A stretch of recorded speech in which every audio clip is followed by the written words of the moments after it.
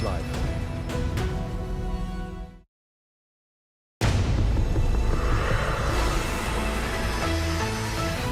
Tonight, under pressure, the president makes his decision to strike back. President Joe Biden says he's determined how to respond to that drone strike that killed 3 American soldiers and wounded dozens more.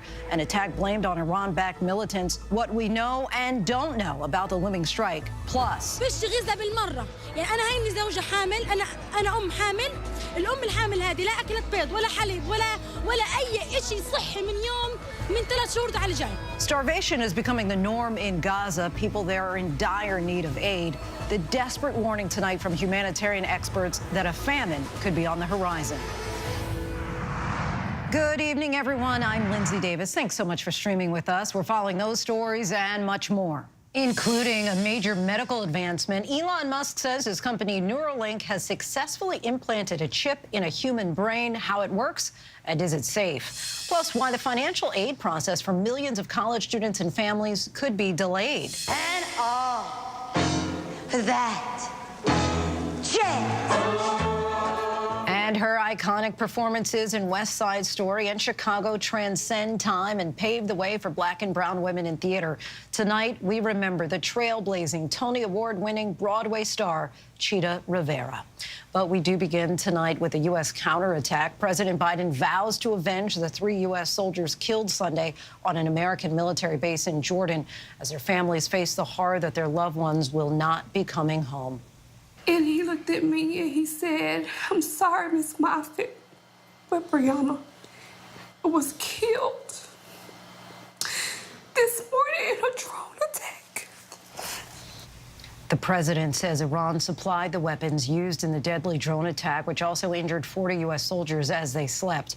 Officials are now preparing a multi-day strike against the facilities that launched the drone, while the president says he wants to contain the conflict. This escalation marks a tragic turning point, the first American troops killed in combat since the Israel-Hamas war began in October. For more on the looming U.S. counteroffensive, ABC's chief global affairs anchor Martha Raddatz leads us off tonight from Amman, Jordan. Tonight, final preparations underway for retaliatory strikes against Iran-backed militants, which could come at any time now. A response to the brazen drone attack that left 3 American soldiers dead, 40 wounded at a remote desert base here in Jordan. President Biden today making clear his mind is made up. Yes. A response that will strike multiple targets over several days, according to a U.S. official, targeting the facilities that enabled the drone attack. But another senior U.S. official acknowledging that the strikes will not likely hit Iran itself, given the president's deep concerns over the war escalating. Iran responsible for the death of those 3 Americans. I do hold them responsible in the sense that they're supplying the weapons to the people who did it. I don't think we need a wider war in the Middle East. That's not what I'm looking for. The U.S. did strike facilities in Syria used by Iran's Revolutionary Guard back in November, a facility believed to be providing weapons and funding to the militant groups in Iraq and Syria. One of the Iranian-backed groups under suspicion tonight, Kataib Hezbollah, claims it's suspending attacks on U.S. forces in the region, but the Pentagon saying actions speak louder than words. I don't think we could be any more clear that we have called on the Iranian proxy groups to stop their attacks. They have not. And so we will respond in a time and manner of our choosing. President Biden today speaking with the families of the fallen soldiers, 46-year-old Sergeant William Rivers, 23-year-old Sergeant Brianna Moffitt, and 24-year-old Sergeant Kennedy Sanders. The president expressing sorrow for their deaths and gratitude for their service. Today, Moffitt and Sanders posthumously promoted to the rank of sergeant. She wanted to. And tonight, our Faith Abube speaking with the family of Brianna Moffitt, who was on her first deployment. Her mother, Francine, describing the moment military officials told her her daughter was dead. He looked at me and he said, "I'm sorry, Miss Moffitt, but Brianna was killed this morning in a drone attack." And I'm like, my baby, you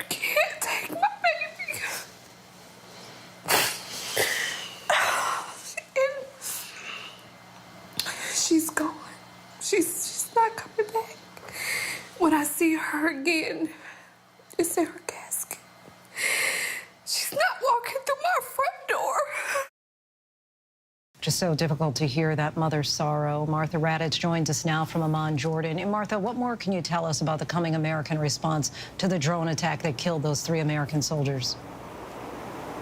Well, Lindsay, even though the president is hesitant to strike Iran itself during this planned multi-day bombing barrage, a U.S. official tells me tonight that Iranian assets outside of Iran could be targets, and most of the strikes, said the official, will be inside Syria. Lindsay? Martha Raddatz for us from Amman, Jordan. Thanks so much, Martha. For more on the looming U.S. counterattack, we're joined now by Deputy Pentagon Press Secretary Sabrina Singh. Thank you so much for joining us. Do you have an update on how the injured American servicemen are doing now, including the 8 who had to be evacuated? Yeah, thanks, Lindsay, for having me today. As you've mentioned, we did have 8 service members who sustained injuries that did require evacuation from Jordan to Baghdad, 3 of which who did get evacuated out to Landstuhl. I believe they're in stable condition. The 5 remaining in Baghdad have returned to duty. And of course, we did sustain additional injuries throughout the facility that was impacted. And of course, that tragically led to the death of 3 of our service members. But again, the reported number of injuries, I believe, were above over 40 now. That number can continue to fluctuate, but we're doing everything we can to make sure that they have the medical attention that they need. And we understand Central Command is assessing why the incoming drone was not shot down. Can you confirm reports that troops on the ground in Jordan thought it was a returning American drone and didn't try to stop it? Yeah, I've seen those reports. Again, I'm not going to get ahead of Central Command and their review of what exactly happened. It's something that we're looking into. We are trying to investigate and trying to figure out how this drone was able to evade U.S. air defenses. But I'm certainly not going to get ahead of Central Command as they continue to review the facts, continue to review the information that's coming into them. And when we have a more fulsome picture, I'd be happy to come back and talk more about that. Understood. A spokesperson for the Iranian mission for the UN called the U.S. the aggressor and said Iran had nothing to do with these drone strikes. How do you respond to that claim? Yeah, I would say that that's pretty ridiculous. We've seen over 100 attacks on U.S. forces between Iraq and Syria, and of course, now one in Jordan that happened earlier this week. These attacks have been happening since October 17th. We know who's responsible for these attacks. These are IRGC-backed militias. These are groups funded, equipped, trained and supported by Iran. So we know exactly who's responsible in terms of how these groups get their support. These are IRGC groups that operate within Iraq and Syria that have been attacking our forces, as I mentioned, since October 17th. And they're attacking forces who are there as part of the mission to defeat ISIS. They are there to ensure the regional stability and security for both Iraq and Syria. And so these attacks, of course, take away from their mission set. But as the president has said, as the secretary has said, we will respond at a time and place of our choosing. Critics of the administration on the House Foreign Affairs Committee have said the U.S. needs a major reset of Middle East policy. Is this counterattack a first step?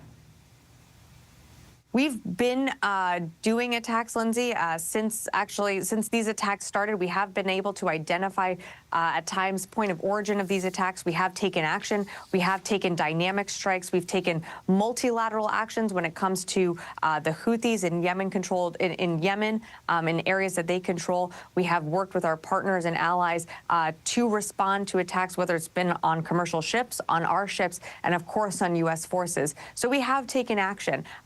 I think what you're referring to is forecasting any additional action we're going to take, and I'm not going to do that. As my boss says, we own the clock here, and so I'm going to make sure that our military, when we decide to take action, that it's at a time and place where we feel right, but I'm certainly not going to get ahead of when that is. As we heard in Martha's reporting, the president says the U.S. will launch a counterattack lasting several days. He also said he doesn't wish to escalate tensions in the region. How can both things be true at the same time? Well, they can be, because we don't want to see escalation in the region. We don't seek a wider regional war, and that's exactly what the president said. However, we're not going to sit back and let these attacks go unanswered. We are going to respond. That's not escalation. That's proportionate. We believe we have the right to respond. Again, as you saw earlier this week, 3 of our service members died because of a one-way attack drone. Over 40 have injured, and many, many more have been injured in the over 100 attacks that we've seen on our forces. Deputy Pentagon Press Secretary Sabrina Singh, we thank you so much for your time. Appreciate it. Thanks, Lindsay. Tonight, House Republicans have advanced 2 articles of impeachment against Secretary of Homeland Security Alejandro Mayorkas for his handling of the border crisis. Constitutional scholars doubt his actions constitute an impeachable offense. Democrats are calling it a political stunt in a heated presidential election year. Our senior congressional correspondent Rachel Scott reports. For months, Republicans have been calling for a tough new immigration law. President Biden says he's willing to compromise, and the Senate is closing in on a bipartisan deal. But tonight, House Republicans taking a very different approach.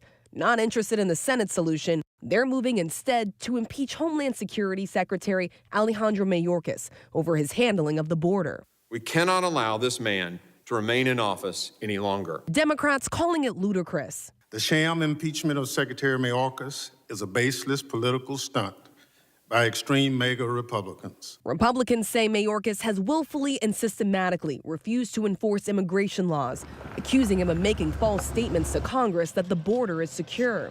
Mayorkas defiant, saying he has testified in front of Congress 27 times, more than any other Biden cabinet official, writing, "You claim that we have failed to enforce our immigration laws. That is false." Democrats call it the height of hypocrisy for Republicans to move ahead with the impeachment right in the middle of negotiations over the immigration bill. You are sitting here right now trying to impeach a Secretary of Homeland Security for neglecting his duties literally while he is trying to perform his duties and negotiate legislation.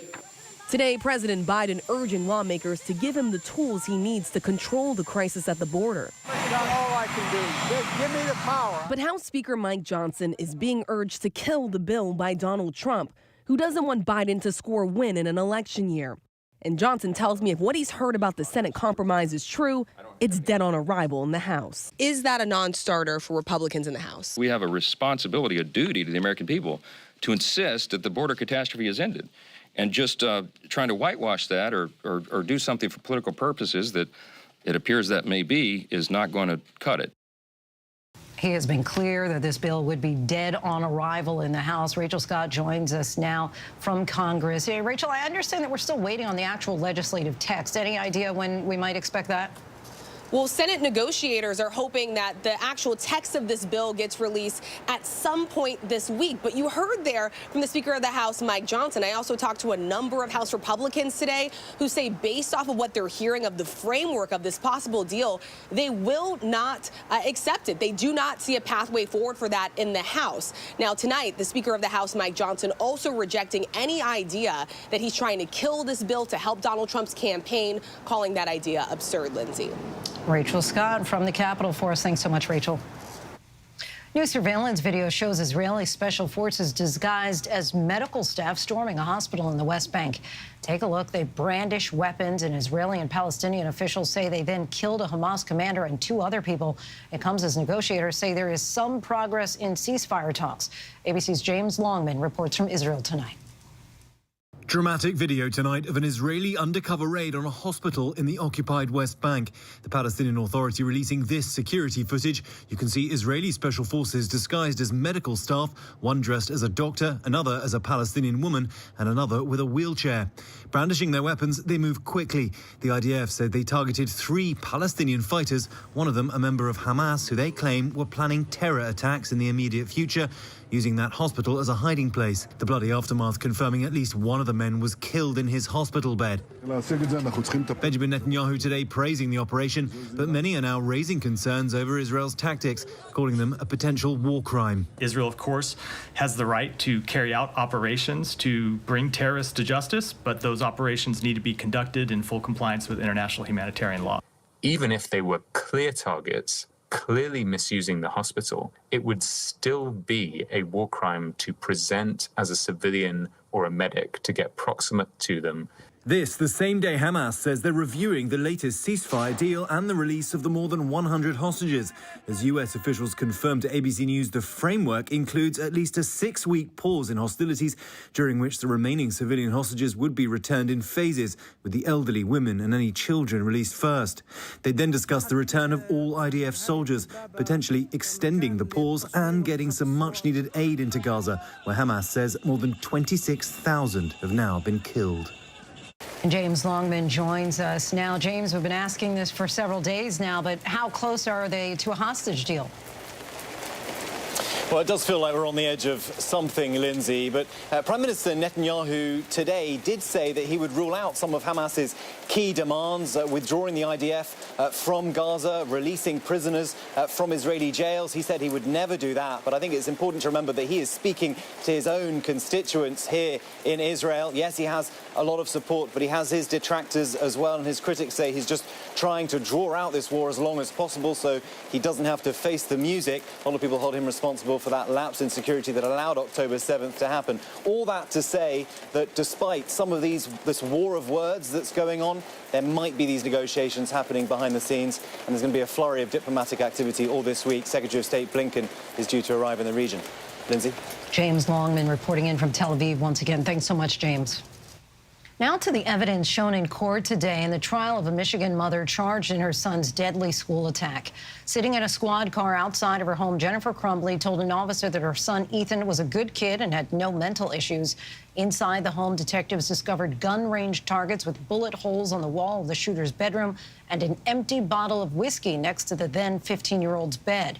In the master bedroom, they found an open gun case next to an empty box of ammunition for a 9mm handgun. 2 other weapons were found locked inside a gun safe. Tonight, major news out of the medical world. Elon Musk's company Neuralink has announced it has successfully implanted a chip in a human brain. The technology may one day help paralysis patients communicate with computers and other devices. Will Reeve reports.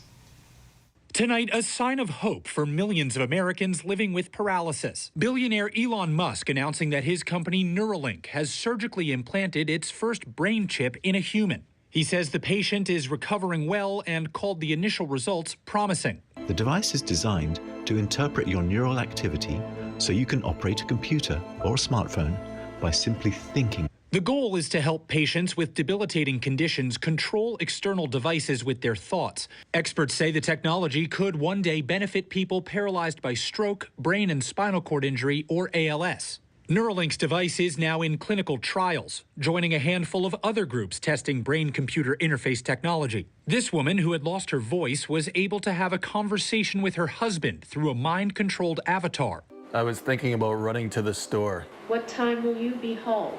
And Swiss researchers used artificial intelligence and brain and spine implants to help this man, paralyzed in a motorcycle accident, to walk again. Our thanks to Will Reeve.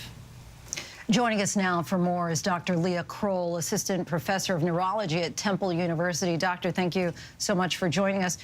First, wanted to start out with your reaction to this announcement by Neuralink.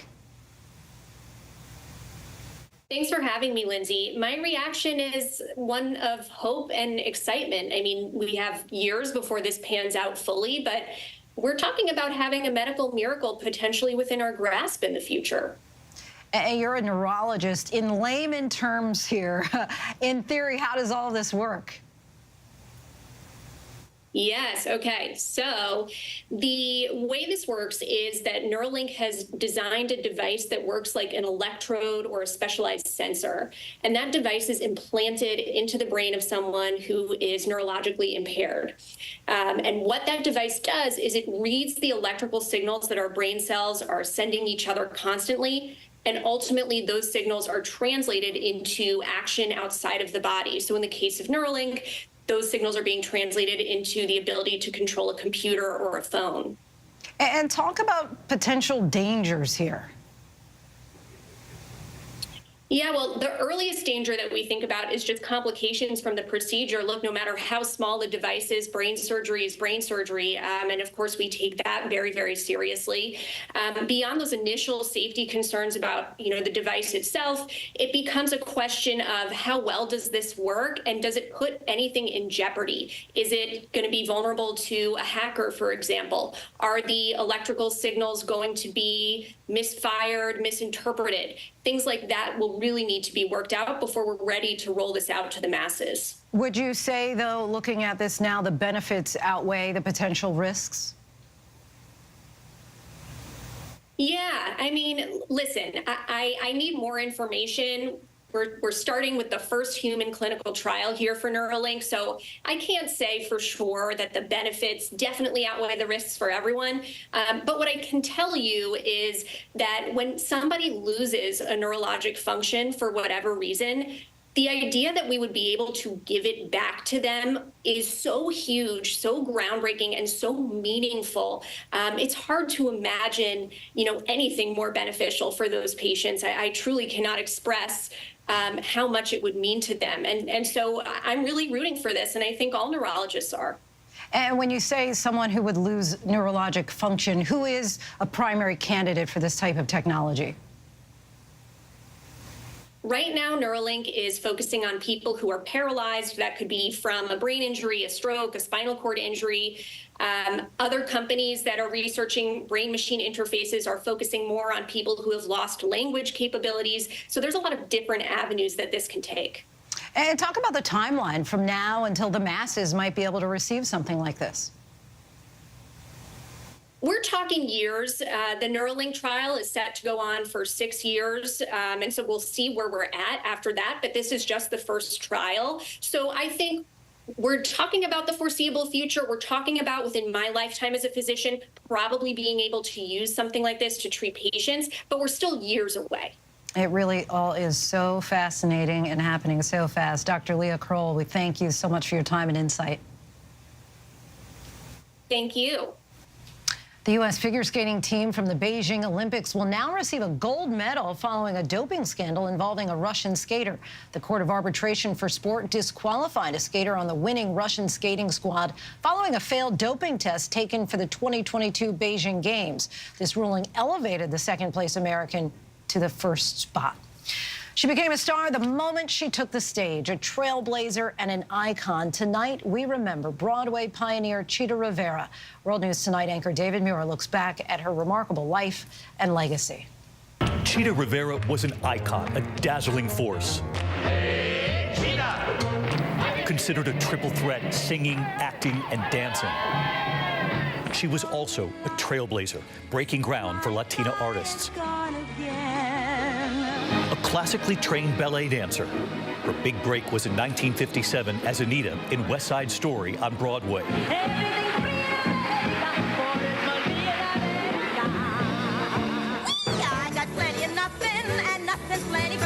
She would appear on Broadway for the next half century, playing Rosie in 1960's Bye Bye Birdie.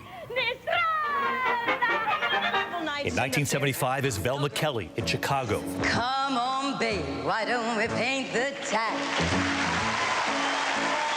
And all that jazz, I'm gonna rouge. Winning a Tony Award for her performance alongside Liza Minnelli in 1984's The Rink. Millions of Americans would watch her performances on TV and in the movies, too. Do you wanna have fun? 1969's Sweet Charity.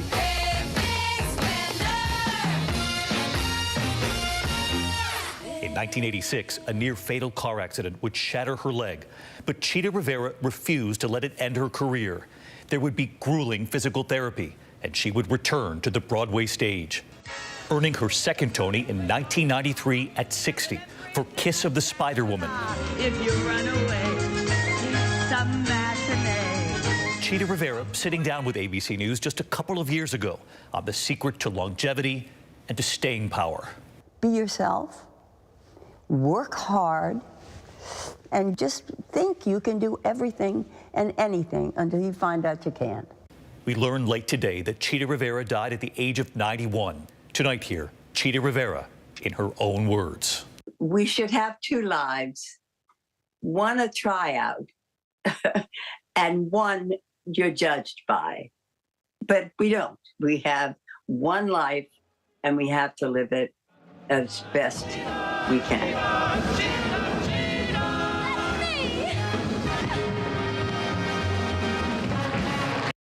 Our thanks to David Muir for that. And joining us now is actress, singer, dancer, choreographer, Golden Globe winner Debbie Allen to talk more about Cheetah's legacy. First, Miss Allen, we thank you so much for coming on the show. I want to ask you your immediate reaction when you heard the news of Cheetah's passing today.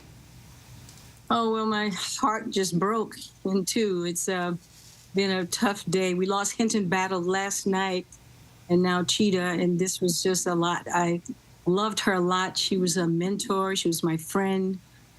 And I just started remembering every moment we spent together. That's really my reaction, was just remembering everything good that we've had. Any favorite moment that you're able to share with us?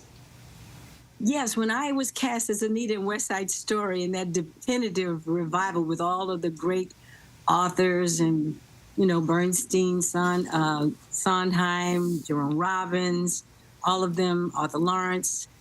And they couldn't remember the steps to America, and they locked me in a room with Cheetah so that she could teach me. And she watched me dance, and then it started coming back, and she could remember most of it. And it was kind of like the roof was going to blow off this building with the both of us in a room together. She came to the opening night and congratulated me on my performance. She slapped my face because she said if I did it right, she was going to slap my face. And she did. It was so good. I love that moment. So many people will remember you stepping into her shoes in the West Side Story revival. What was it like to fill those iconic shoes? Wow. That was like getting the ruby slippers from Dorothy. That's what it was like. Because she was so loved and treasured. And, you know, I grew up, you know, in Texas, a black girl. We didn't really see West Side Story when it first came out. All the movies were segregated. So I was late coming into it. But when I did, wow, did I come into it. And so I felt really great that I had that legacy to continue on and working with all of those great artists. But for me and Cheetah, it became very personal. And we became friends and stayed friends for a long, long time. And you touched on this a little earlier about her being such a barrier breaker. But I am curious how Cheetah paved the way for women of color in theater specifically. Well, she's a woman of color. And when I played the part, I'm a black woman that played this part. I lived in Mexico with my mother for a year when racial segregation was just impossible. And Mexico embraced us, which is why I have an affinity to the people trying to come to this country. And so I spoke Spanish, and I had an accent. I could speak English with a Spanish accent, and it was an amazing experience to play this role and to be embraced. She is a woman of color, and it says what is possible. Because look at all the shows she did, Bye Bye Birdie, Chicago. You know, it was about her talent and her power. It was not about her ethnicity. Sure. And even well into her 70s, she was still dancing on Broadway. Many will remember her as a pioneer, as a performer. How will you remember her as a person? I will remember her with the biggest smile on my face and the biggest laugh, because that was my relationship with her. We always found so much joy in everything that we were doing or anything we were talking about. And she was there for me when I got my Kennedy Center honor. I'm just going to remember her as someone who is still always going to be there, because Cheetah Rivera is a light. She's a supernova. She's a light, and that light hasn't gone out. It's just switched over to another venue. Let's put it that way. She's on Broadway with God and the angels right now. Well said. Miss Debbie Allen, can't thank you enough for giving us your time. Really appreciate it. And still much more to get to here on Prime tonight. Millions of college students are dealing with a delay on their financial aid. Why the help may take weeks. But next we go inside Gaza and show you the other battle Palestinians are facing: hunger. Whenever news breaks, We are here in Israel, a nation at war after that brutal surprise attack by Hamas. On the ground in Ukraine, reporting from Lewiston, Maine. The scene of a horrific mass shooting. ABC News Live is right there everywhere. From the scene of that deadly missile strike in Dnipro, Ukraine. Reporting from the earthquake in Turkey. In Rolling Fork, this tornado tore through this little town. From the most devastating disaster in Hawaii. From Charleston, South Carolina, on the 2024 campaign trail. In Iceland. Let's go. Traveling with the president in Mexico City. Wherever the story. From the front lines. From southern Israel. Outside the Gaza Strip. In Beirut. From the FBI. Reporting from the nurses on the picket line. Here at 10 Downing Street in London. Streaming live to you. Wherever the story is. Wherever the story is. Wherever the story is. We're going to take you there. You're streaming ABC News Live. ABC News Live. You're streaming ABC News Live. ABC News Live. Streaming free everywhere. America's #1 streaming news. First thing in the morning. There's a lot going on. Yet another avalanche warning that's up. To catch you up with what happened overnight. A dangerous ice storm is impacting the morning commute. What's happening today? Escalating tensions in the Middle East. What people are talking about. The migrant crisis. Fast, straightforward. With some fun in between. How does billionaire sound? Sounds good to me. The moose started chasing a dog. First thing in the morning. America This Morning. America's #1 early morning news. On ABC News Live. All right, here we go. You ready? Let's do it. Yes, it's the show America wants and America needs right now. This is What Would You Do? Let's go. How are you? Yes. So what will you be watching Saturdays on ABC News Live? What would you do? Hey, I guess I just found out. The What Would You Do Marathon, 2 to 6 Eastern, every Saturday on ABC News Live. My favorite show. Welcome back, everyone. The war between Israel and Hamas has led to a crisis for Palestinians in Gaza: starvation. As a result of Israel's allegations that some UN workers in Gaza were involved in the attack on October 7th, several nations, including the U.S., have now paused aid that more than 2 million Palestinians rely on, further compounding the difficulty getting supplies into Gaza. In our prime focus tonight, we have an inside look at how extreme hunger is turning to desperation and forcing families to find new ways to survive. ABC's Patrick Reevell reports. Gaza is hungry. This was the view from a UN convoy as it tried to deliver food into war-torn northern Gaza this month. A huge crowd mobbing the jeeps amid the rubble.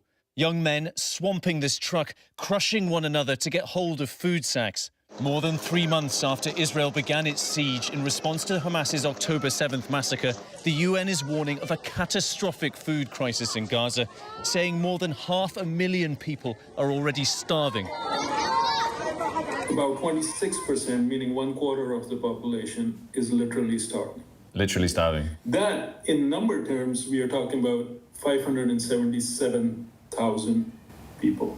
If things continue as they are, or if things worsen, we are looking at a full-fledged famine within the next 6 months. 4 out of 5 of the people experiencing catastrophic hunger worldwide are now in Gaza, the UN says. Virtually all Gazans are now reliant on food aid.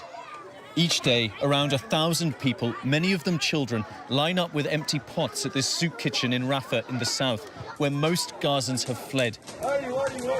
The kitchen hands out lentil soup. Mariam Al-Dadu is pregnant and looking to feed her 4 other children. فيش غذاء بالمرة، يعني أنا هيني زوجة حامل، أنا أم حامل، الأم الحامل هذه لا أكلت بيض ولا حليب ولا أي شيء صحي من 3 شهور على جنب. غارنا مرضوا بمعنى الكلمة، طول النهار عيانين، طول النهار سخونة ونتي وإسهال، ما فيش فيهم ولا واحد سليم. But many of those lining up go away empty-handed after the food runs out. Israel controls the only routes into Gaza. It says it's allowing in around 200 trucks a day with food and supplies, compared to 500 before the war. Israel denies it's not letting enough food in and accuses Hamas of stealing aid. ABC's Marcus Moore questioning the IDF on its position at a crossing point into Gaza. As much as I understand, there is no shortage of food in Gaza.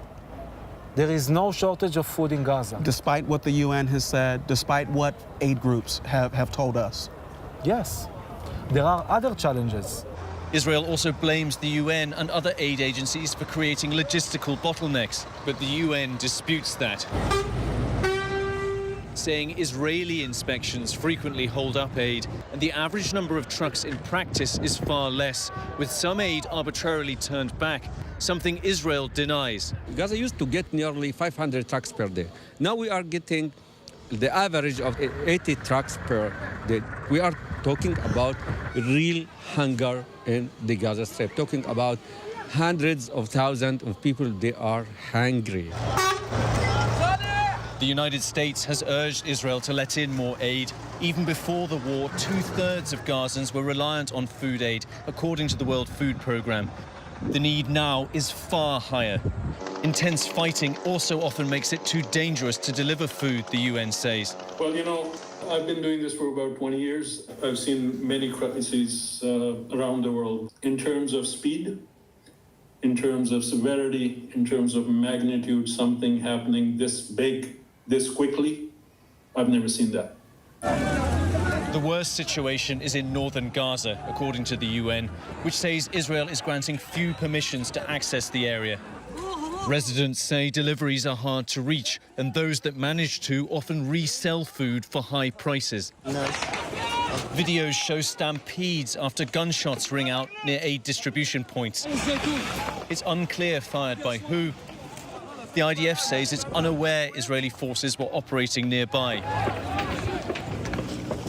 Communication with Gaza is very difficult because frequently phone networks, internet are completely down. And so we've been trying to talk to this young woman in northern Gaza, and the only way she's been able to speak to us is by sending voice notes to us every few days when she gets internet. She asked ABC to disguise her voice over fears for her safety. Brave ones only are able to catch up. These flour sacks, some of them would be lucky to get 2 or 3. And then they sell it, and they sell it with high price. She says she was reduced to scavenging food from the empty homes of friends who'd fled. I have seen people looking into the garbage of other people for food. And I felt so sad for them, but I never imagined myself that I would do something similar. The problem is not only food. There is almost no clean water. 1.9 million people, more than 85% of Gaza's population, are now displaced, according to the UN. For nearly 3 months, Ahmad Ismail and his wife and 4 children have been living in this camp in Rafah with 30,000 others. بتصحى تفكر كيف الخيمة سيلت ما سيلتش المطر كيف بدنا نوفر حطب للنار كيف بدنا نوفر أكلة اليوم للأولاد هي تفكير. Each day means looking for essentials, for water to wash in, firewood to cook with. To afford to feed his family, Ahmad has started making small sweets made of flour to sell. طبعا بنستلم من المستودع الوكالة بيسلمونا معلبات كل 2-3. هو بكفنش يعني الاحتياج الخاص فينا بيجي ناقص. بس بنشتري لنا شغلة تانية كماليات وبنعمل أكلنا هان على النار. As Israel continues to advance in southern Gaza, more Palestinians are fleeing combat areas, more pressure on aid agencies, and for Gazans, more misery. بس احنا بنتمنى من الله تقف على الحرب، تقف خلص، خلينا نرجع لحياة، نشوف دورنا، نشوف أهالينا. Sentiments shared by so many. Our thanks to Patrick Reevell for that. And we still have much more to get to here on Prime tonight. Coming up, a statue of Jackie Robinson is found after it was stolen from a park. The condition police found it in. But next, with several notable train derailments this past year, many are asking, are they still safe? We take a look by the numbers. With so much at stake, so much on the line, more Americans turn here than any other newscast. ABC News World News Tonight with David Muir, America's #1 most watched newscast across all of television. This is ABC News Live. The crush of families here in Poland. At refugee centers in Putin's Russia. On the ground in Ukraine, Close to the front line. from the capital, destructive Cat 4 storm. Along I-5. Boston is in the bullseye. Let's go. ABC News Live, America's #1 streaming news. Anytime, anywhere. Streaming 24/7, straight to you for free. Thank you for making ABC News Live America's #1 streaming news. From America's #1 news comes the all-new ABC News app. Breaking news, incredible video, faster, smarter, and customizable to your interests. If you love being in the know, you're gonna love this. Experience the all-new ABC News app. Download it now. All right, here we go. You ready? Let's do it. Yes, it's the show America wants and America needs right now. This is What Would You Do? Let's go. How are you? Yes. So what will you be watching Saturdays on ABC News Live? What would you do? Hey, I guess I just found out. The What Would You Do Marathon, 2 to 6 Eastern, every Saturday on ABC News Live. My favorite show.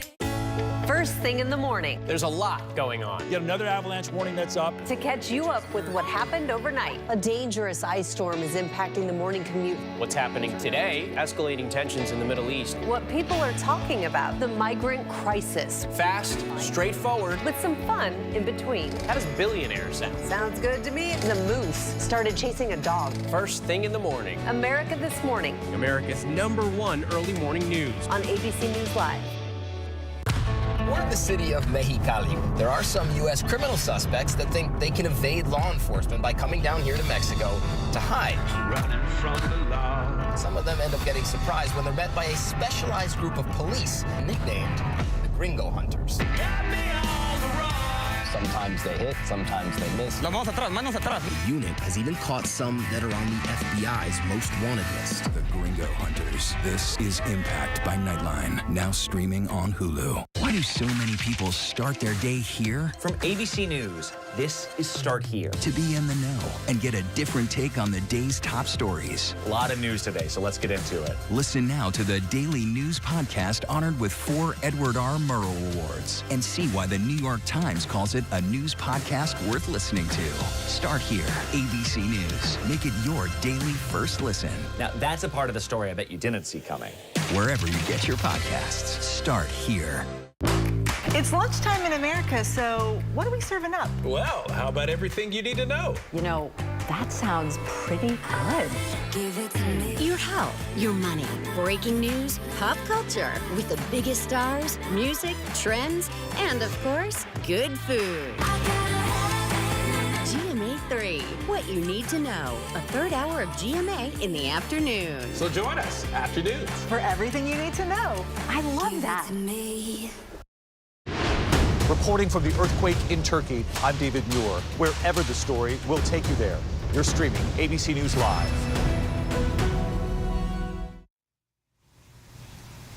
An Amtrak train collided with a milk truck and derailed about 40 miles northeast of Denver. Authorities say 3 people were hurt when the train slammed into the truck as it was crossing the tracks. The conductor is in critical condition. 2 passengers were also treated for injuries.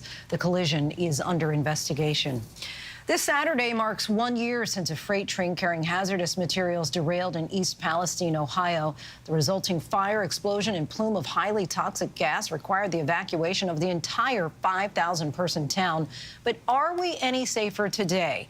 We take a look by the numbers. 38 rail cars derailed in East Palestine, 11 of them carrying hazardous material, including vinyl chloride, which is used to make plastics. After that, the rail industry pledged reform. Congress vowed to pass new regulations, but 0.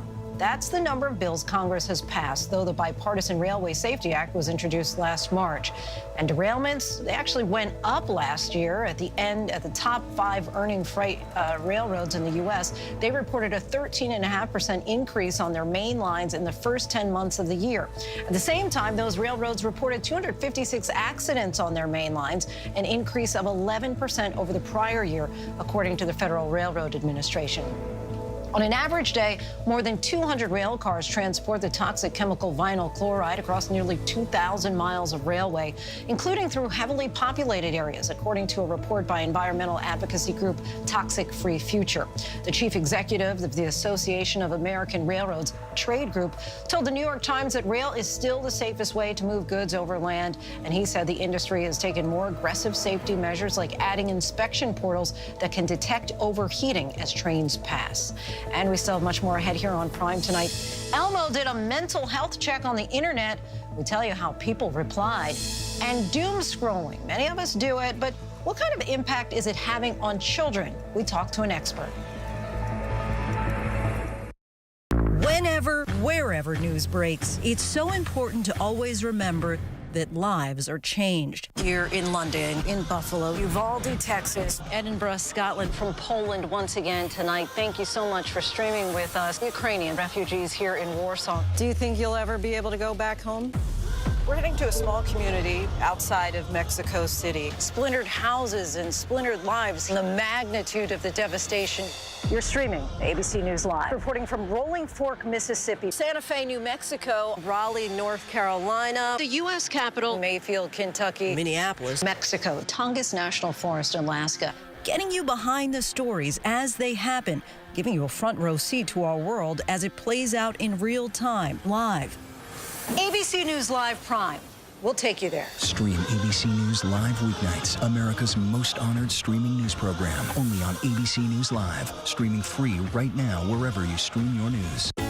First thing in the morning. There's a lot going on. Yet another avalanche warning that's up. To catch you up with what happened overnight. A dangerous ice storm is impacting the morning commute. What's happening today? Escalating tensions in the Middle East. What people are talking about. The migrant crisis. Fast, straightforward. With some fun in between. How does billionaire sound? Sounds good to me. The moose started chasing a dog. First thing in the morning. America This Morning. America's #1 early morning news. On ABC News Live.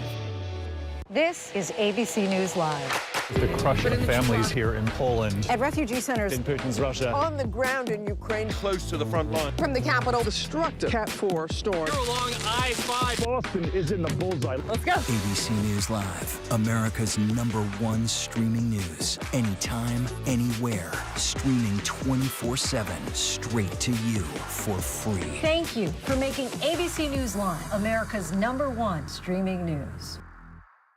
Whenever, wherever news breaks, it's so important to always remember that lives are changed. Here in London, in Buffalo, Uvalde, Texas, Edinburgh, Scotland. Reporting from Rolling Fork, Mississippi, Ukrainian refugees here in Warsaw. We're heading to a small community outside of Mexico City. Getting you behind the stories as they happen. ABC News Live Prime. We'll take you there. Stream ABC News Live weeknights wherever you stream your news. Only on ABC News Live. Get ready, America, every Friday. The hottest trends, styles, and must-have. What's the right stuff to buy right now? I really love that. It's time to buy the right stuff. Yes! And save big time, too. The right stuff. Fridays on GMA. You're going to love it. Why do so many people start their day here? From ABC News, this is Start Here. To be in the know and get a different take on the day's top stories. Start here. Now, that's a part of the story I bet you didn't see coming. Make it your daily first listen wherever you get your podcasts. All right, here we go. You ready? Let's do it. Yes, it's the show America wants and America needs right now. This is What Would You Do? Let's go. How are you? Yes. So what will you be watching Saturdays on ABC News Live? What would you do? Hey, I guess I just found out. The What Would You Do Marathon, 2 to 6 Eastern, every Saturday on ABC News Live. My favorite show. Boeing bows out of an attempt to get an exemption. A congresswoman now under investigation. And the internet gives Elmo what he asked for. These stories and much more in tonight's rundown.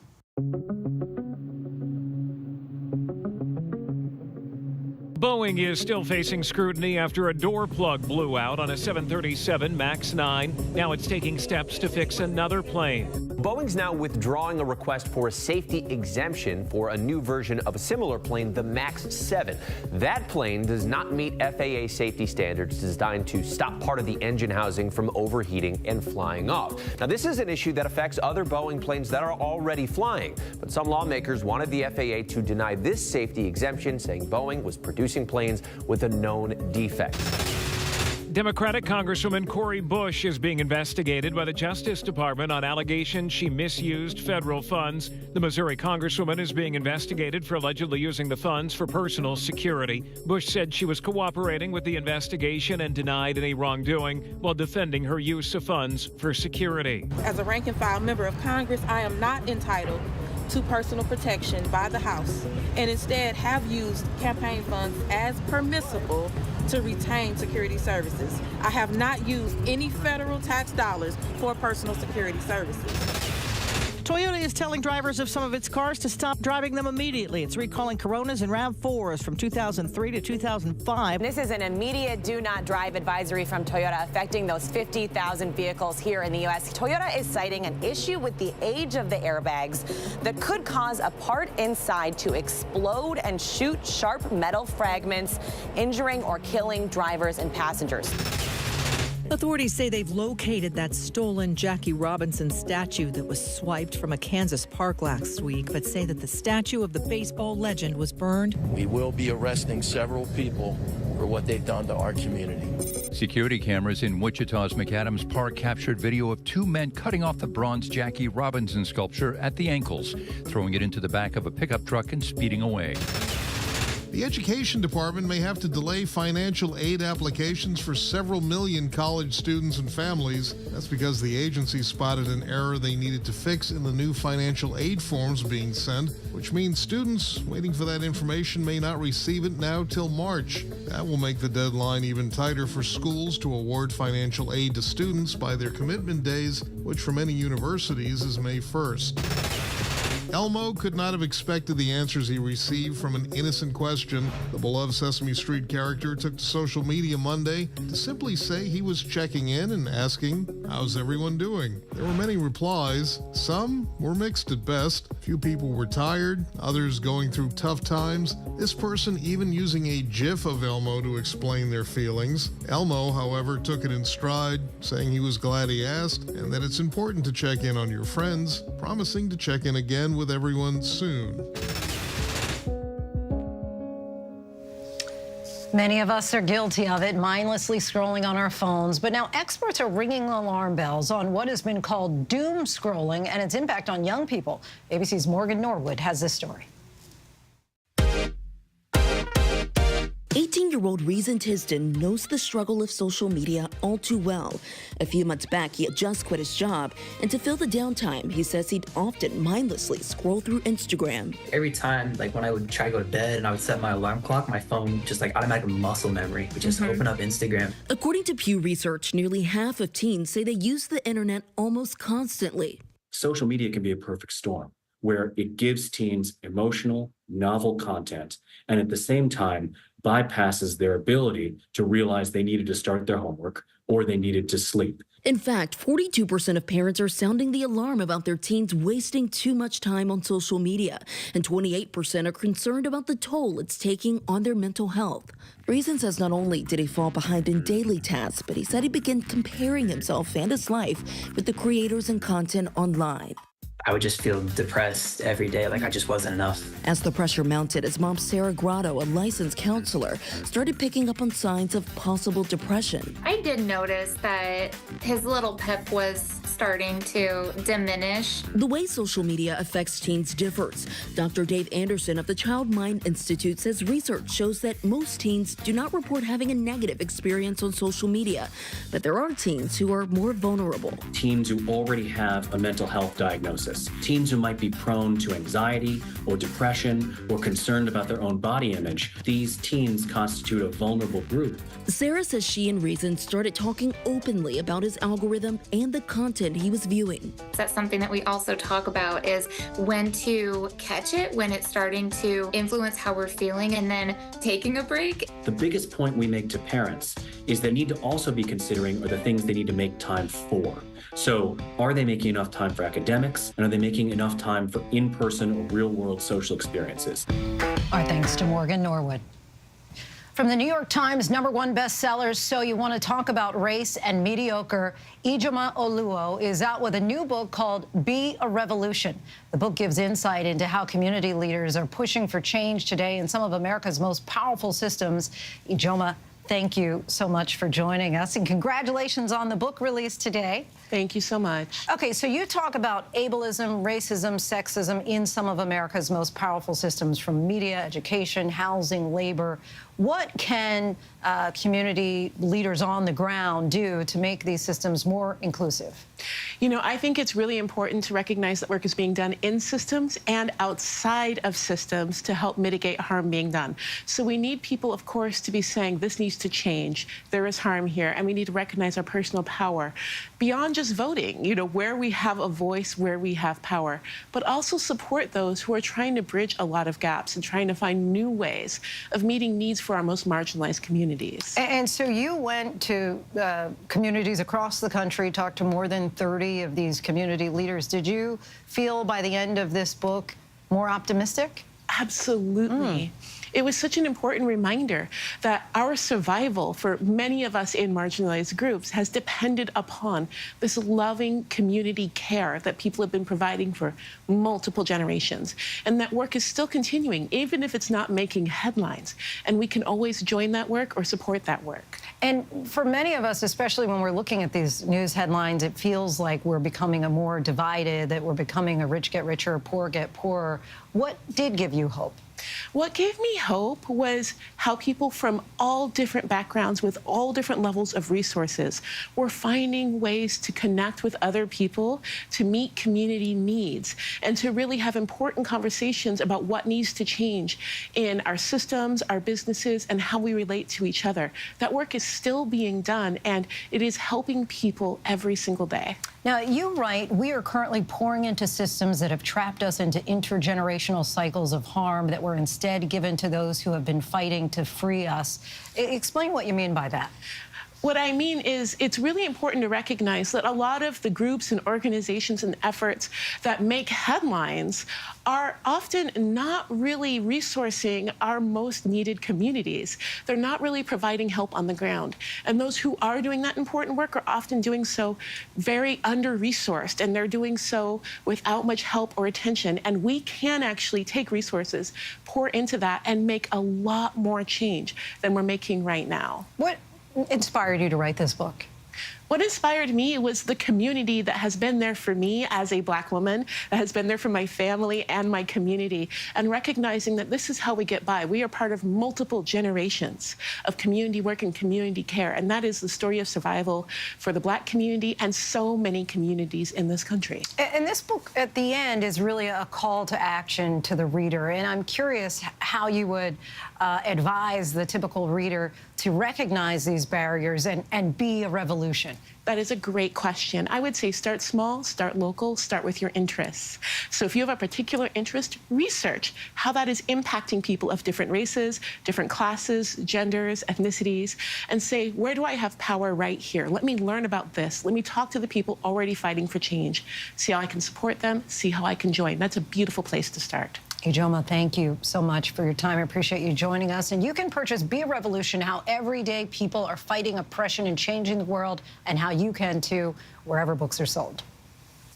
And that is our show for this hour. I'm Lindsay Davis. Be sure to stay tuned to ABC News Live for more context and analysis of the day's top stories. Thanks so much for streaming with us.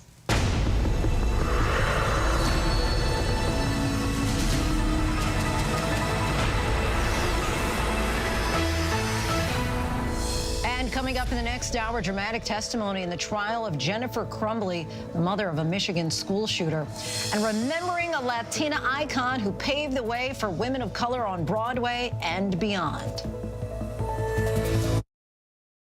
Why do so many people start their day here? From ABC News, this is Start Here. To be in the know and get a different take on the day's top stories. Start Here. Now, that's a part of the story I bet you didn't see coming. Make it your daily first listen wherever you get your podcasts. From America's #1 news comes the all-new ABC News app. Breaking news, incredible video, faster, smarter, and customizable to your interests. If you love being in the know, you're gonna love this. Experience the all-new ABC News app. Download it now.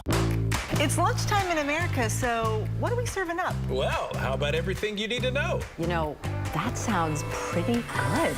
Give it to me. Your health, your money, breaking news, pop culture, with the biggest stars, music, trends, and of course, good food. GMA 3, what you need to know. A third hour of GMA in the afternoon. So join us, afternoons. For everything you need to know. I love that.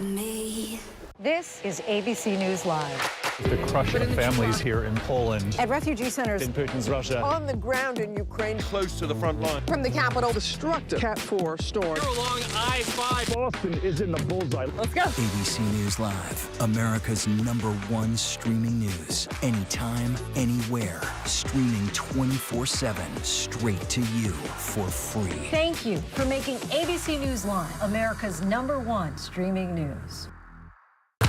We're in the city of Mexicali. There are some U.S. criminal suspects that think they can evade law enforcement by coming down here to Mexico to hide. Running from the law. Some of them end up getting surprised when they're met by a specialized group of police, nicknamed the Gringo Hunters. Sometimes they hit, sometimes they miss. The unit has even caught some that are on the FBI's most wanted list. The Gringo Hunters. This is Impact by Nightline, now streaming on Hulu. All right, here we go. You ready? Let's do it. Yes, it's the show America wants and America needs right now. This is What Would You Do? Let's go. How are you? Yes. So what will you be watching Saturdays on ABC News Live? What would you do? Hey, I guess I just found out. The What Would You Do Marathon, 2 to 6 Eastern, every Saturday on ABC News Live. My favorite show. Whenever, wherever news breaks, it's so important to always remember that lives are changed. Here in London, in Buffalo, Uvalde, Texas, Edinburgh, Scotland. Reporting from Rolling Fork, Mississippi. Ukrainian refugees here in Warsaw. We're heading to a small community outside of Mexico City. Getting you behind the stories as they happen. ABC News Live Prime. We'll take you there. Stream ABC News Live weeknights wherever you stream your news. Only on ABC News Live. Reporting from Monterey Park, California, I'm Robin Roberts. Wherever the story is, we're going to take you there. You're streaming ABC News Live. Good evening, everyone. This is ABC News Live Prime. I'm Lindsay Davis. Thank you so much for streaming with us. We have a lot of news to get to this evening, including dramatic new testimony in the trial of a Michigan mother charged in her son's deadly school attack, what she can be heard saying in the police car after the shooting. And all for that jet. Her iconic performances in West Side Story and Chicago transcend time and pave the way for many black and brown women in theater and beyond. Tonight, we remember the trailblazing Tony Award-winning Broadway star, Chita Rivera. But we do begin tonight with a U.S. counterattack. President Biden is vowing to avenge the 3 U.S. soldiers killed Sunday on an American military base in Jordan as their families face the horror that their loved ones will not be coming home. And he looked at me and he said, "I'm sorry, Miss Moffitt, but Brianna was killed this morning in a drone attack." The president says Iran supplied the weapons used in the deadly drone attack. Officials are now preparing a multi-day strike against the facilities that launched the drone, while the president says he wants to contain the conflict. For more on the looming U.S. counteroffensive, ABC's chief global affairs anchor Martha Raddatz leads us off from Amman, Jordan. Tonight, final preparations underway for retaliatory strikes against Iran-backed militants, which could come at any time now. A response to the brazen drone attack that left 3 American soldiers dead, 40 wounded at a remote desert base here in Jordan. President Biden today making clear his mind is made up. Yes. A response that will strike multiple targets over several days, according to a U.S. official, targeting the facilities that enabled the drone attack. But another senior U.S. official acknowledging that the strikes will not likely hit Iran itself, given the president's deep concerns over the war escalating. Iran responsible for the death of those 3 Americans. I do hold them responsible in the sense that they're supplying the weapons to the people who did it. I don't think we need a wider war in the Middle East. That's not what I'm looking for. The U.S. did strike facilities in Syria used by Iran's Revolutionary Guard back in November, a facility believed to be providing weapons and funding to the militant groups in Iraq and Syria. One of the Iranian-backed groups under suspicion tonight, Kataib Hezbollah, claims it's suspending attacks on U.S. forces in the region, but the Pentagon saying actions speak louder than words. I don't think we could be any more clear that we have called on the Iranian proxy groups to stop their attacks. They have not.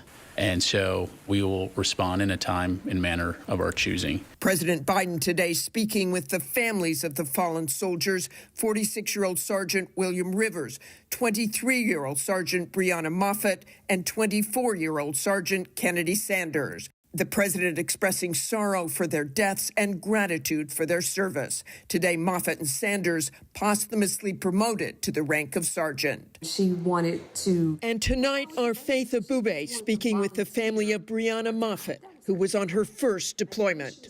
Her mother, Francine, describing the moment military officials told her her daughter was dead. He looked at me and he said, "I'm sorry, Miss Moffett, but Breonna was killed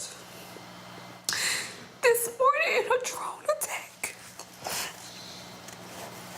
And I'm like, my baby, you can't take my baby.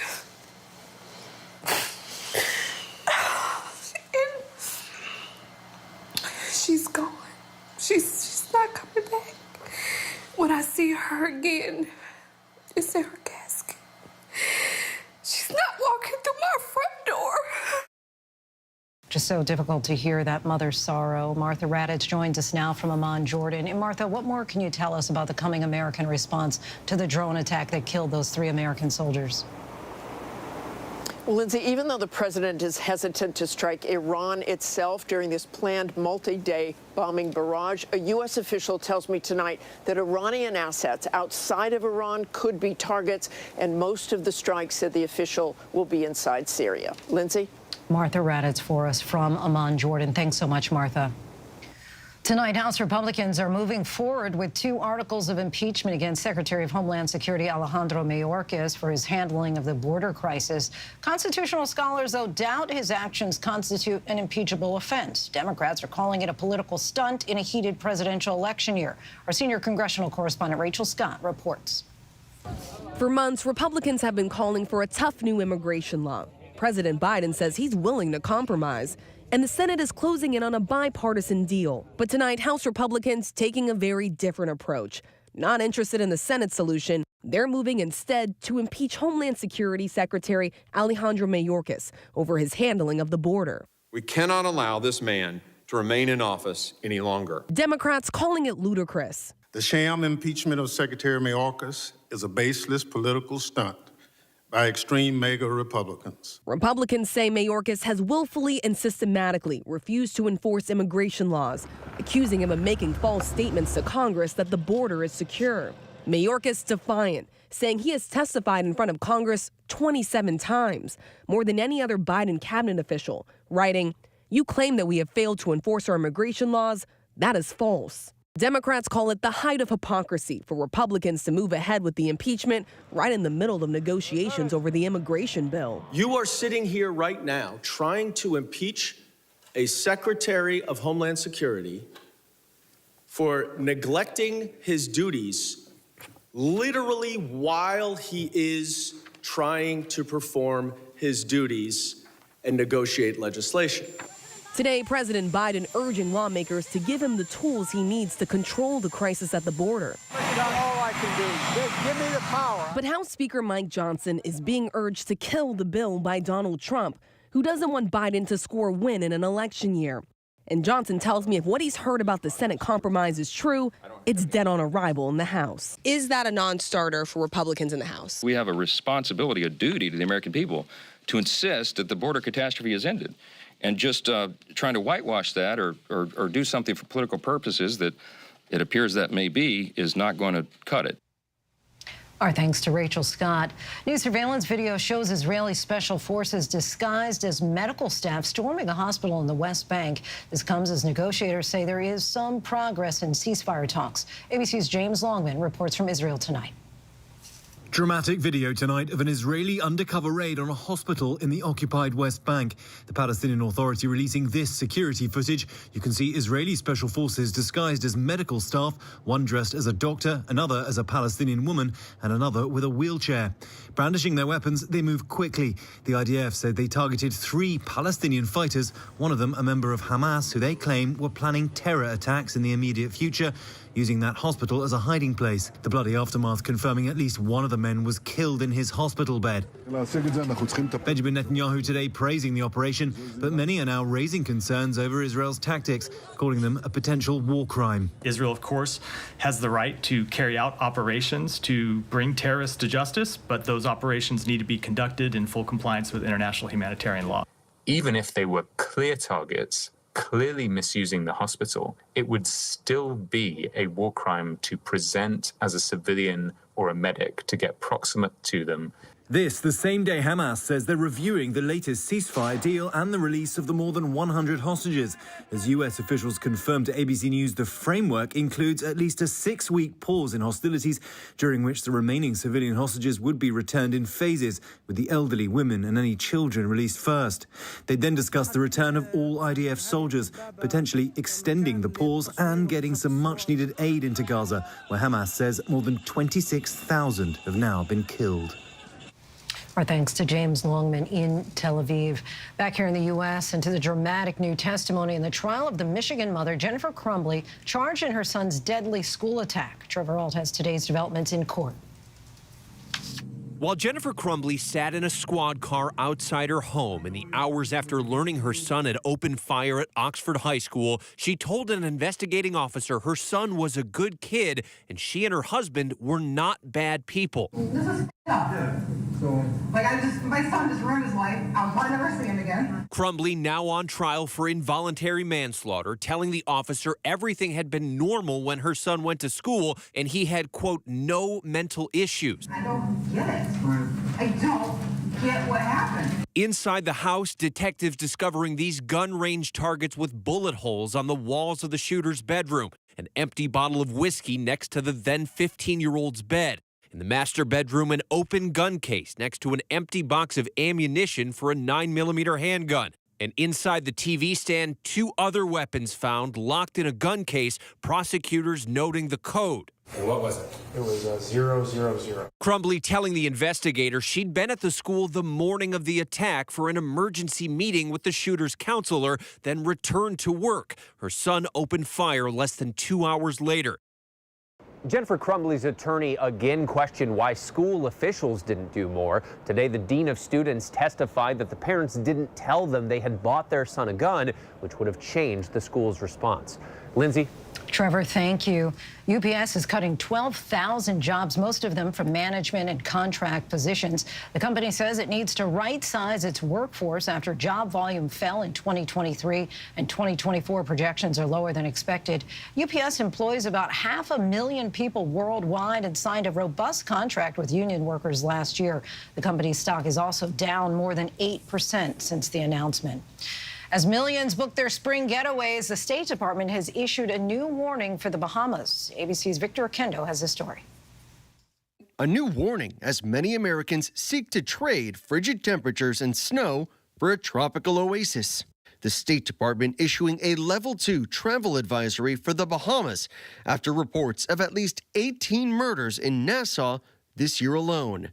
Officials warning that gang crime is happening in both tourist and non-tourist areas, even in broad daylight. The victims, primarily locals. The State Department also urging travelers to be vigilant when staying at short-term vacation rental properties where private security companies do not have a presence.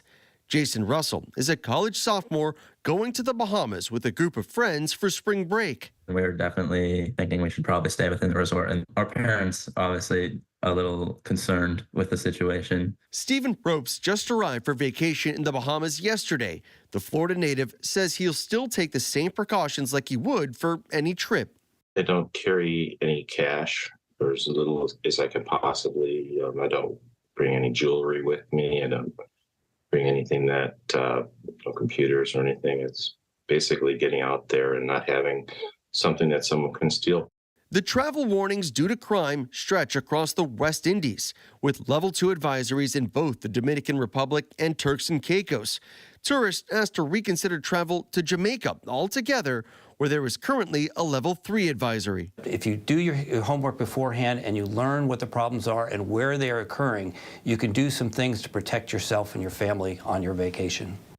Gotta be safe. Our thanks to Victor for that. Tonight, major news out of the medical world. Elon Musk's company Neuralink has announced it has successfully implanted a chip in a human brain. The technology may one day help paralysis patients communicate with computers and other devices. Will Reeve has the story. Tonight, a sign of hope for millions of Americans living with paralysis. Billionaire Elon Musk announcing that his company Neuralink has surgically implanted its first brain chip in a human. He says the patient is recovering well and called the initial results promising. The device is designed to interpret your neural activity so you can operate a computer or a smartphone by simply thinking. The goal is to help patients with debilitating conditions control external devices with their thoughts. Experts say the technology could one day benefit people paralyzed by stroke, brain and spinal cord injury, or ALS. This would be a major game changer if it were to be proven to be safe and effective. Neuralink's device is now in clinical trials, joining a handful of other groups testing brain-computer interface technology. This woman, who had lost her voice, was able to have a conversation with her husband through a mind-controlled avatar. I was thinking about running to the store. What time will you be home? And Swiss researchers used artificial intelligence and brain and spine implants to help this man, paralyzed in a motorcycle accident, to walk again. Revolutionary. Our thanks to Will Reeve.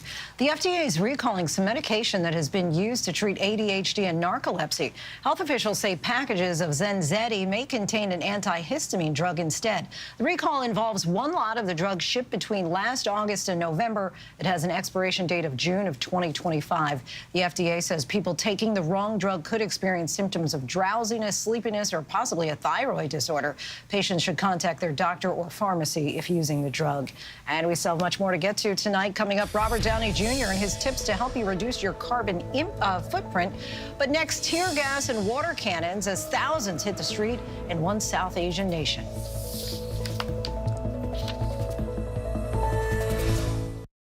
Whenever news breaks, we are here in Israel, a nation at war after that brutal surprise attack by Hamas. On the ground in Ukraine, reporting from Lewiston, Maine. The scene of a horrific mass shooting. ABC News Live is right there everywhere. From the scene of that deadly missile strike in Dnipro, Ukraine. Reporting from the earthquake in Turkey. In rolling forward, this tornado tore through this little town. From the most devastating disaster in Hawaii. From Charleston, South Carolina, on the 2024 campaign trail. In Iceland, let's go. Traveling with the president in Mexico City. Wherever the story. From the front lines, from southern Israel. Outside the Gaza Strip. In Beirut. From the FBI. Reporting from the nurses on the picket line. Here at 10 Downing Street in London. Streaming live to you. Wherever the story is. Wherever the story is. Wherever the story is. We're going to take you there. You're streaming. ABC News Live. ABC News Live. You're streaming ABC News Live. ABC News Live. Streaming free everywhere. America's #1 streaming news. Everything is so fine, little bit of sunshine. Dance more, just a little bit. Breathe more, just a little bit. Smile a little more, and I'm into it. I've been running through the strange life. Pictures on my phone, like everything is so fine, little bit of sunshine.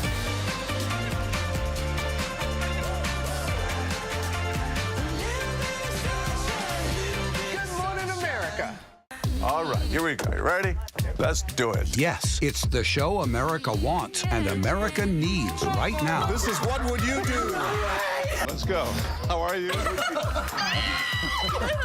Yes. So what will you be watching Saturdays on ABC News Live? What would you do? Hey, I guess I just found out. The What Would You Do Marathon, 2 to 6 Eastern, every Saturday on ABC News Live. My favorite show.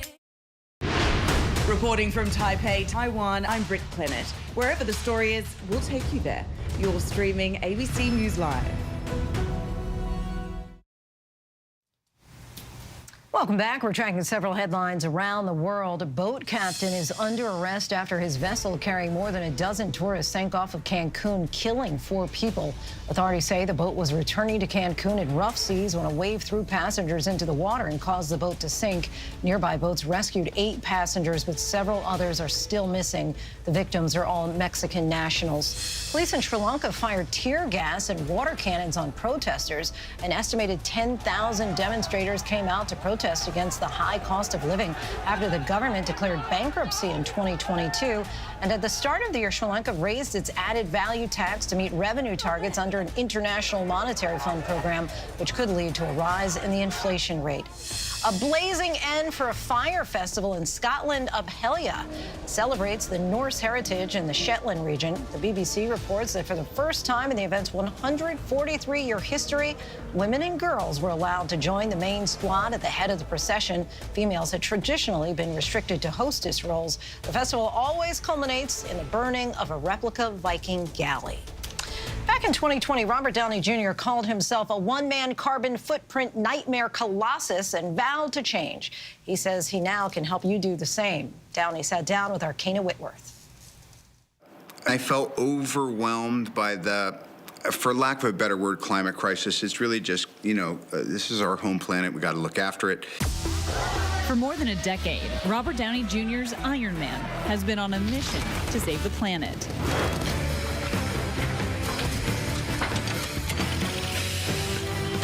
But his latest venture doesn't require a super suit. The choices you make with what your meals are can really affect the longevity of our planet. The award-winning actor teaming up with acclaimed author and climate advocate Thomas Costigan for the new book, Cool Food, a guide to help readers reduce pollution by choosing low or even negative carbon footprint foods, bite by bite. The idea of doing something as simple as a book, something you can just flip open and go, hey, this is great. Almonds, pretty good. Cashews, better. Mangoes are great. And then when I'm at the supermarket or when I'm making choices on set or just grabbing a snack for the kids, I'm just kind of inserting this kind of data into our meal plans. I think a lot of Americans share the sentiment that the climate crisis is daunting and sometimes can feel a little bit helpless. And you have taken a way to do something every time you eat. Yeah. To do something better for the climate. There's 3 things you need to survive. You need water, air, and food. Only one of those things has a variety that you can make a choice on, and that's food. Downey, a Hollywood staple, rose to fame in the 1980s and 90s. Films like Weird Science and his Oscar-nominated role in Chaplin. He became one of the highest-grossing actors after playing Marvel's Tony Stark, and just this week was nominated for another Oscar for his role in Oppenheimer. I can't believe it. But here we are. You're doing all of this amid a really busy time for you professionally and a really exciting team, might I say. Congratulations. Thank you. Yeah. Yeah, this Oppenheimer experience has been amazing. But it has really kind of brought me back to first principles. And I think he's being really humble because his creativity is being shown and so well deserved and now being celebrated. Could have just sent you a list. Woven into the pages of environmental and culinary tales are some personal stories from Robert's days on set. You reference the blueberries scene. Yeah. Right? And then how you look at that now. Right. Yeah, it was some Avengers film. In a few hours, I'll know every dirty secret S.H.I.E.L.D. has ever tried to hide. Blueberry? Tony eats a lot, and looking back at his blueberries, I thought, strawberries would have been a better message. Hi, Robert Downey Jr. here. And for the readers just as busy as Downey, he sprinkled fast facts throughout. Fast fact, dates are among the best fruits you can eat for the climate with half the carbon footprint of even an apple. As a busy mom, it is so nice to be able to open up a book and think, wow, not only is my family going to love this, but it's also going to be good for the environment, too. We've got more to come. I think if There's a teaser for you. I think if people dig this, we might keep going. Cool food. Our thanks to Kana for that conversation. And still to come, she lit up the stage, but the curtains will never close on her memory. When we come back, we remember Chita Rivera. Why do so many people start their day here? From ABC News, this is Start Here. To be in the know and get a different take on the day's top stories. A lot of news today, so let's get into it. Listen now to the Daily News Podcast honored with 4 Edward R. Murrow Awards and see why the New York Times calls it a news podcast worth listening to.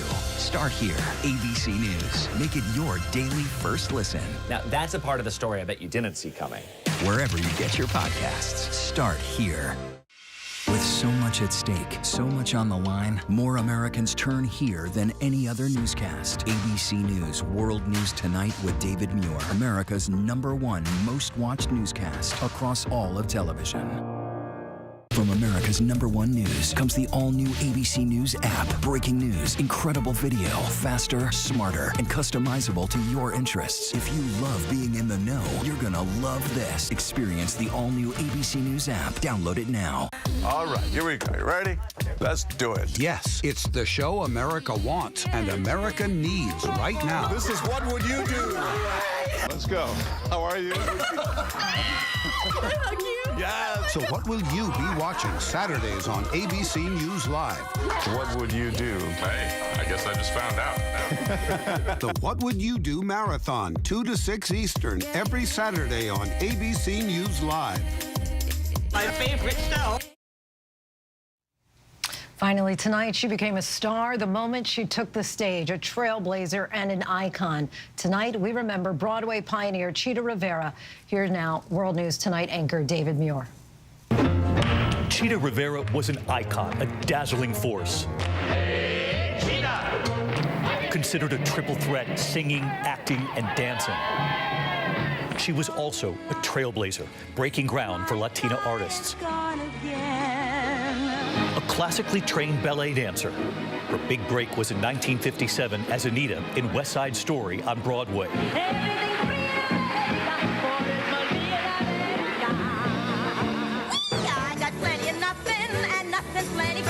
She would appear on Broadway for the next half century, playing Rosie in 1960's Bye Bye Birdie. In 1975 as Velma Kelly in Chicago. Come on, baby, why don't we paint the town? And all that jazz, I'm gonna rouge. Winning a Tony Award for her performance alongside Liza Minnelli in 1984's The Rink. Millions of Americans would watch her performances on TV and in the movies, too. Do you wanna have fun? 1969's Sweet Charity.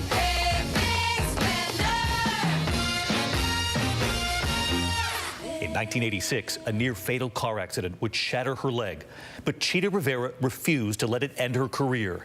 There would be grueling physical therapy, and she would return to the Broadway stage, earning her second Tony in 1993 at 60 for Kiss of the Spider Woman. If you run away, it's a matinee. Chita Rivera sitting down with ABC News just a couple of years ago on the secret to longevity and to staying power. Be yourself, work hard, and just think you can do everything and anything until you find out you can't. We learned late today that Chita Rivera died at the age of 91. Tonight here, Chita Rivera in her own words. We should have 2 lives, one a tryout and one you're judged by. But we don't. We have one life and we have to live it as best we can.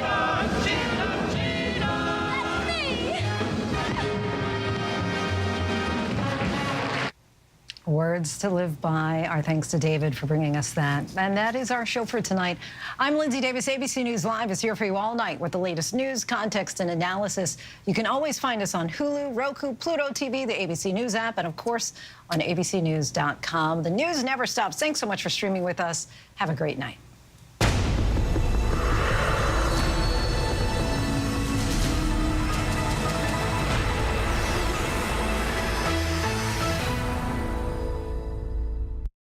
This is ABC News Live. The crush of families here in Poland. At refugee centers in Putin's Russia. On the ground in Ukraine. Close to the front line. From the capital, destructive Cat 4 storm. You're along I-5. Boston is in the bullseye. Let's go. ABC News Live, America's #1 streaming news. Anytime, anywhere. Streaming 24/7, straight to you for free. Thank you for making ABC News Live America's #1 streaming news.